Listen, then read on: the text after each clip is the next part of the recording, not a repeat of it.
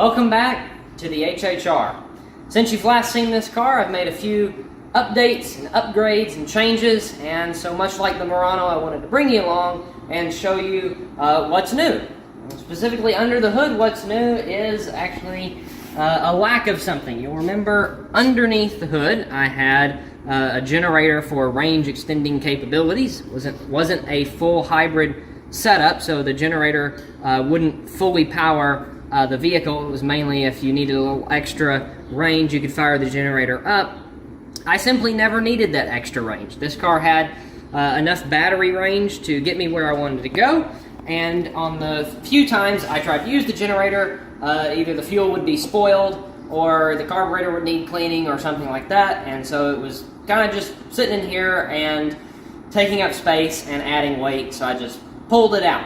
Now, this car still has the same motor and the same 5-speed manual transmission, the same Tesla batteries, the same chargers, the same hardware as it did before, but all the control systems are different. I now have the ability to shift the transmission, and there's a clutch pedal. So before it was kind of just a 1-speed, even though it was a 5-speed, you just put it in one gear and leave it and drive it like an automatic. Now I can shift the gears and I have a clutch, so it gives it a little bit more torque off the line, and the driving experience is just a little bit more engaging. It's still the same horsepower as it always was, but just a little bit more interesting.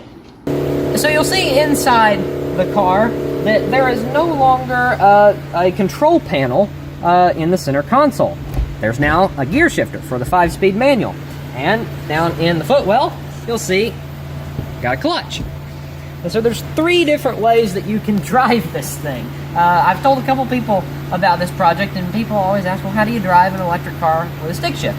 And the first answer is just like you would a gas engine. You can program the motor controller to just idle the electric motor just like you would in a gasoline engine, and then you slip the clutch just like you would normally and shift through the gears. You can also have it set up the way I do now, which is no idle, so you can stop and then take off again without pushing the clutch, but then you can shift through the gears normally. Or you can do it just the way I had it before, where you just put it in the gear and drive it just like an automatic. Just leave it in the gear and just drive it with the gas and the brake. I like to drive it with the no idle, but shifting the gears, because it gives you the benefit of an automatic, being able to stop and start without having to flip the clutch or push it in. But you can also shift your own gears. Now, in addition to the gear shifter and removing the control panel, I also had to move the control board, which was located underneath that control panel. And I decided to use the same control board that was in the van and also the Murano. Not the same one as the Prius, that one's newer. Even though I did this one after the Prius, I had some left in stock from the van, so it was the van control board it was. Which is a little bit smaller, actually a lot of bit smaller than the original control board that I had in this thing. So I was able to move it further forward into the dashboard. Now the size of the control board went down, but the features improved. I was able to integrate a lot more things onto that control board, and so it gave me the ability to integrate a few more things into the car. So, of course, I took advantage of that, and we've got a few more features.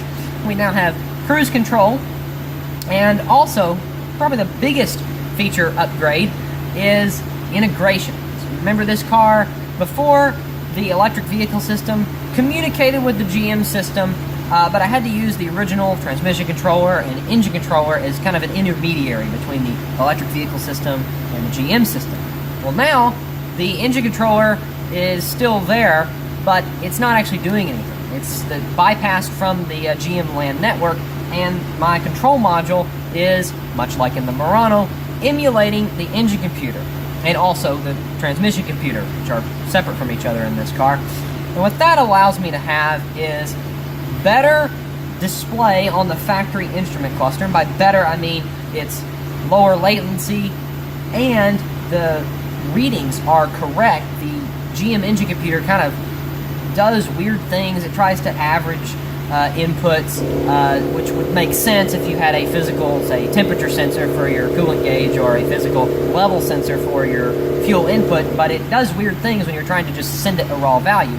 But now I can just send it a raw value. I can send the car a raw value by emulating the engine computer and then encoding the state of charge or the controller flash motor temperature straight into a can frame. Now, in addition to the upgrades on the dashboard, emulating the engine computer also allows me to have traction control and stability control, in addition to the ABS that I had before. And that is because the engine computer, before, when it was connected to the GM LAN network, which is just a fancy CAN bus network, by the way, fancy name for it, when that's connected to the GM LAN bus, it says to everything else in the car, engine power reduced, the engine's not there, there's something wrong, it ain't working right. And so that disables traction control and stability control. But now, emulating that engine computer, I can just turn off those messages, and the EBCM, which is the ABS control module, thinks that everything's fine, and I send it RPM data for the electric motor, vehicle speed, things like that, and it does traction control just like you would expect.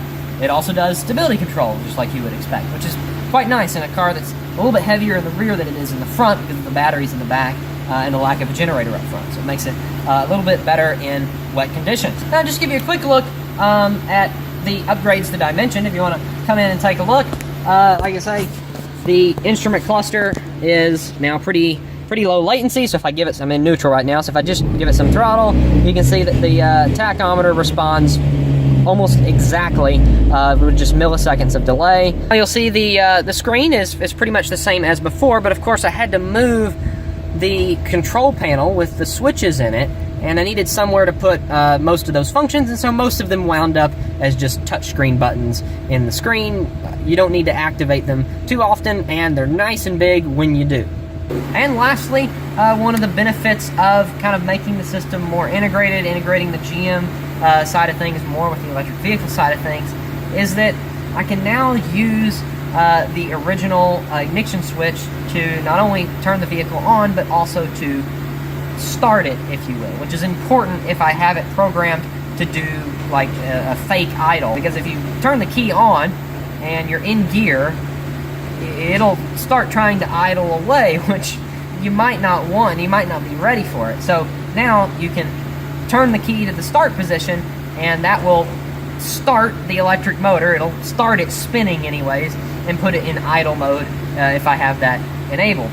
And if you're familiar with GMs, you'll know that the BCM handles power moding, and the same thing happens in this car. So when I turn the key, the BCM knows if I've got it in off or accessory or on or start, and it broadcasts that information over the CAN bus network to well, it's trying to talk to the engine computer, but instead it's talking to my control board, and then my control board knows whether it should just be in the accessory mode on, or should have everything powered up with a high voltage contactor energized and things like that. That's pretty much it as far as the upgrades.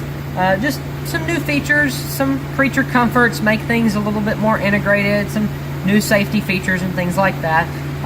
Mostly software changes and low voltage electrical changes, apart from the actual shifter mechanism, which took the longest of any of this upgrade. Finding this gear shifter was next to impossible, and if you're looking for a gear shifter for your Chevrolet HHR, you should try to find one out of a Saturn Ion, because it seems that Saturn Ion came with the most manual transmissions out of any car that used this Opel F23 transmission, at least here in the United States.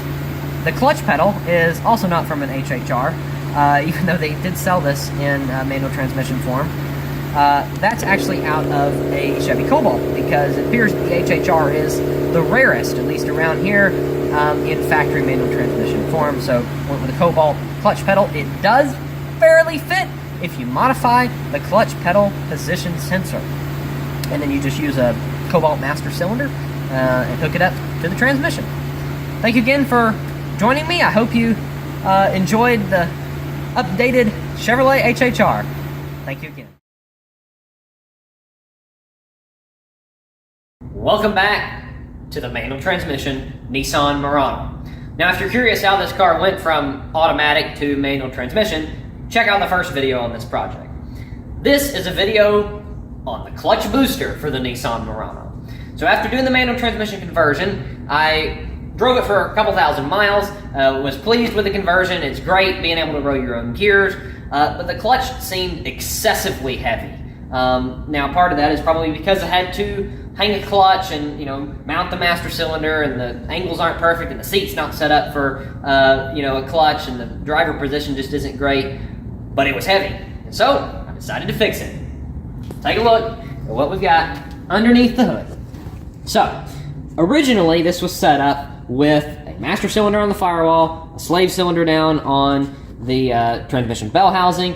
The clutch pedal pushes on the master cylinder, creates hydraulic pressure that then activates the slave cylinder down on the transmission. So what I did to add assist force to this clutch system was install a second slave cylinder right here, which when you push on the clutch pedal, of course it activates the master cylinder on the firewall, and then that master cylinder activates this slave cylinder, which then pushes on this rod and then activates this guy. Now, if you watch the van video, you'll recognize this as a Bosch iBooster. It's an electric brake booster that's used on Teslas and some Hondas and also some GM products.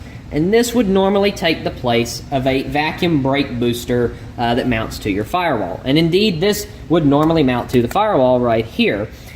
Of course, we're using it for clutch boosting, and so I've mounted it out here. There's not really room on the firewall, hence the need for the double master slave cylinder setup.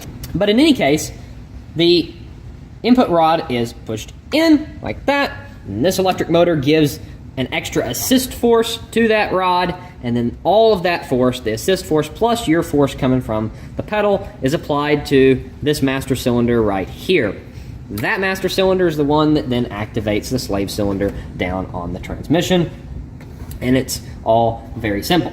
All this needs to function is power, ground, and an ignition signal, kind of like I talked about in the van project. This will send data to you on the CAN bus if you'd like to know things like pedal travel and pedal position, things like that. But I didn't really need any of that. This was just kind of a quick upgrade I wanted to make, and it was perfect. Didn't have to hook it into the CAN bus or reverse engineer anything, so it worked great for that. Also on this, I've just done some basic maintenance. It's got wipers, new fuel pump, done oil change or two. But other than that, it's been working great. Runs like a top. And I'm happy to report that with this system, the clutch pedal is much easier to push. It feels like a modern manual transmission with a hydraulic clutch instead of feeling almost as stiff as my old pickup truck with a mechanical clutch linkage. So it's great. Thanks so much for checking out what I've done to the Murano. Hope you enjoyed, and if I do anything else to it, I'll bring you along and show you what happens next. Thanks again.